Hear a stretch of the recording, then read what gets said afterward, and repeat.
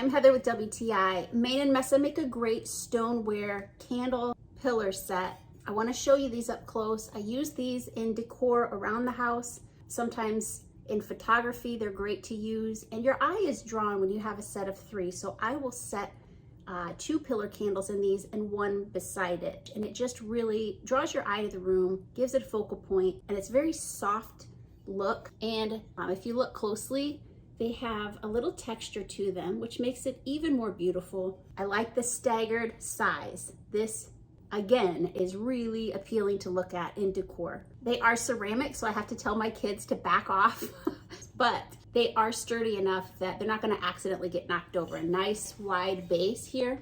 It also has the hole in the middle here so that you can put your candles in if you're using candlesticks as well. So it makes for a really good look. Hopefully you love them like I do. Beautiful and sturdy.